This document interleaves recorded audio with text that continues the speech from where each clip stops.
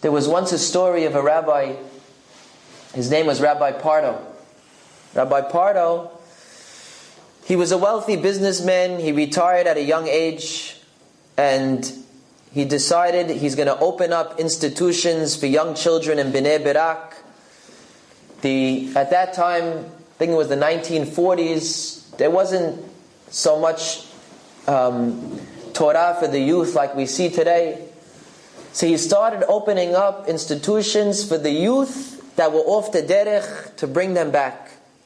And he was passionate about it. Of course, to open up any institutions, you need money. He gave as much as he could, but he had to come on to other people.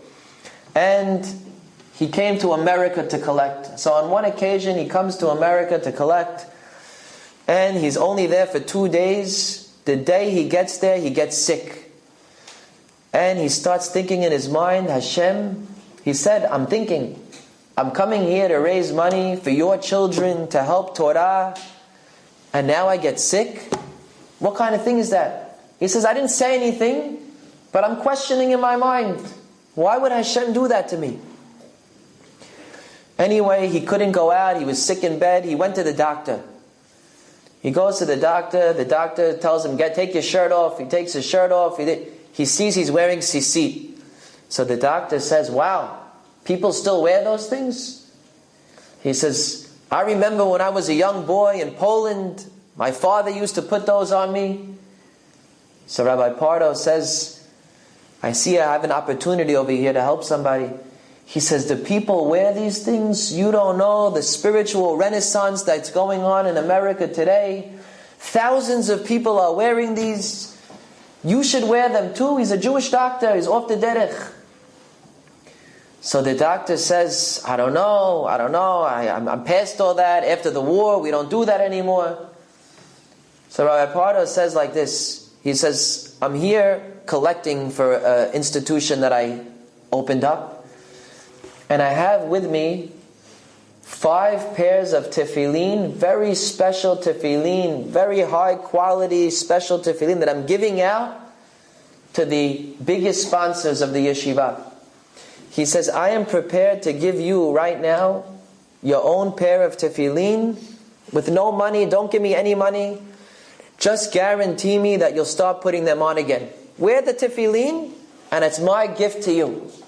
The doctor was touched. He says, wow, you're going to give me these tefillin? He says, you know what? I want to become religious again. I'll take it. And the doctor takes the tefillin. He gives the rabbi the medicine. He leaves his office and he goes out. He collects for one day whatever he could get. And he goes back to Israel. I don't know how long later. Maybe 30 years, 20 years, I forgot. The rabbi gets a knock on his door in Israel from an old man. The old man looks at the rabbi. He says, you remember me? He says, I think I remember you. He says, I'm the doctor. Remember you came, you gave me the tefillin? He says, yeah, I remember that. And now he's wearing a big black kippah. He looks religious. He says, I'm here to tell you that I followed what you said, and I committed, I did not miss a day of tefillin since the day you gave them to me. Wow.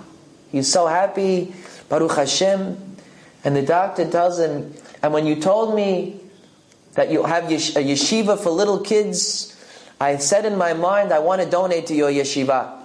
And now I'm here to fulfill my second half of my promise. I want to donate to your yeshiva. I want to see it. He says, of course, come around. He sees hundreds of kids learning. Now he has a lot of institutions. The doctor tells him, he says, I love it. What you're doing is phenomenal. He says, unfortunately, I never had any children, and I have millions of dollars with nobody to give it to. I'm donating all of my money to your yeshivot, Orchot Hayim in Bnei Brak. He gave him millions of dollars to support his yeshivot. Rabbi Pardo said, I cannot believe how I reacted when Hashem made me sick that day. Hashem made me sick, and I'm thinking in my mind, I could have got an extra $5,000 that day. What are you doing to me, Hashem? Little did I know Hashem is helping me make somebody else religious, and He's giving me millions of dollars to my yeshiva. This is what Emunah is all about. If during the difficult time, before you see the salvation, you just trust. Hashem, I trust you. I have no idea. Why would you make me sick? I'm coming to help your children. Doesn't make any sense. But Hashem knows better than us. Someone who trusts Hashem never complains. There was a famous story going around a couple of years ago about a man who went to France, and he was staying by a rabbi's house there in France, and I think it was for Shabbat, and he opened up some